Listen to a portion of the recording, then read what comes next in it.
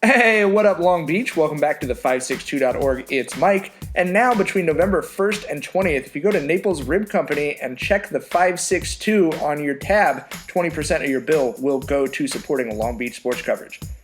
Some of that coverage includes the Morley Cross Country Finals. Here we are at Heartwell Park on a sunny Halloween afternoon. The dogs are ready. The runners are too. We're going to start with the boys varsity race where, frankly, there was not much drama or question about what was going to happen today. Just a matter of how historic it would be.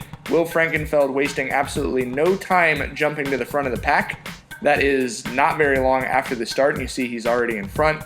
The senior Jackrabbit is hoping to break a record today, the course record at Heartwell Park, and then he wants to go crush it at the CIF and state finals and make it to the Foot Locker Nationals. He kind of acknowledged that, no disrespect to the first part of the season, but his season really starts today.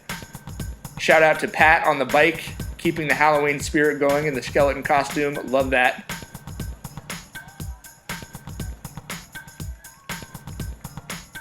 Frankenfeld still with a huge lead out in front, and then behind him there's a long green line. That is Polly 1 through 7 in the varsity race, followed by Joe Espinoza of Jordan and Aiden Alegria from Lakewood.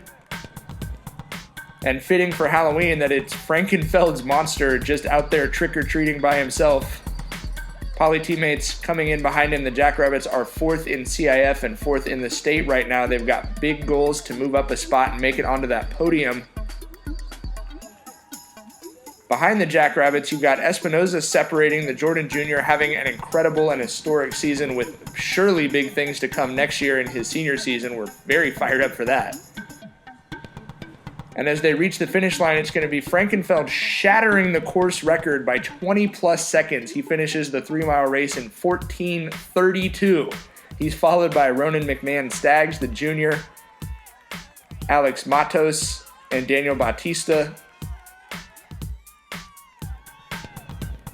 Behind those two are Zane Witter and Chris Yantz. You're noticing a theme here in the color of the jerseys that are coming across. Then it's Devin Koval will wrap up the 1 through 7 Jackrabbit sweep. At the top, Joe Espinoza from Jordan, the freshman Nico Colchico from Wilson, and Scott Kirchhoff from Milliken rounding out our top 10. So we go to the girls varsity race. There is a lot on the line here, and I'm not just talking about the runners. League championship up for grabs. The Wilson Bruins trying to win their first one since 2003. That's 15 years. I'm pretty sure none of the girls on the team this year remember Wilson winning a league championship, so as far as they know, they are making big history. And you were going to need an advanced mathematics or engineering degree or something to try and score this one. It didn't get much clearer than this over the next 18 minutes as you just see a jumble of all of the top 4 Moore League schools there. But one thing is clear and requires no abacus calculator or back-of-the-napkin tabulation.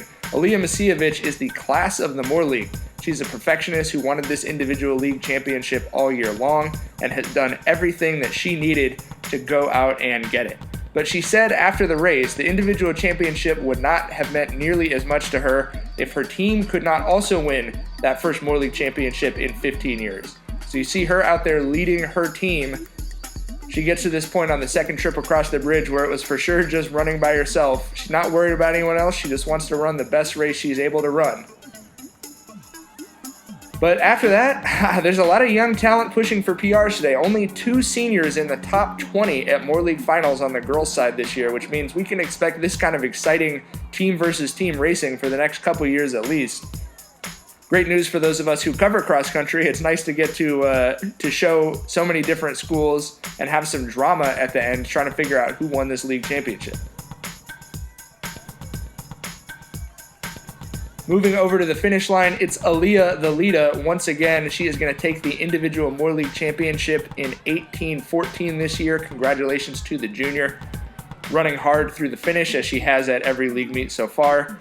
Then we got a battle here between poly freshman Bella Unger and sophomore Hazel McIntosh from Milliken. McIntosh with the very late pass. Awesome racing down the chute. Ryan Mayo from Wilson coming in after that. Then Laura Yantz from Poly.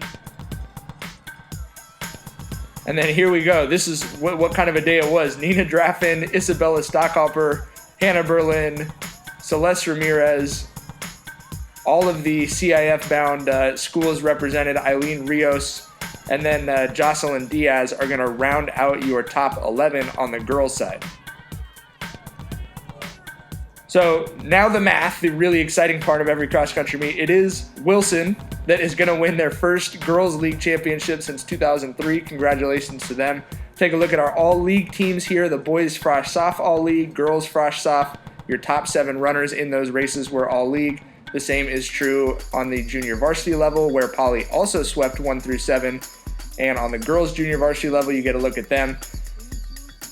Now we have your boys varsity all-league. 8 through 14, our second team all-league. 1 through 7, our first team all-league. And the Jackrabbits do win another league championship, so they get to hang on to that thing. It's been residing at the same school for a little while. On the girls varsity side, in the front is the second team all-league. Standing in the back is first team all-league. And as mentioned, the historic championship for Wilson, that trophy going to the Bruins for the first time in 15 years. All right, CIF is just around the corner. We'll have coverage of that and everything else in Long Beach sports right here.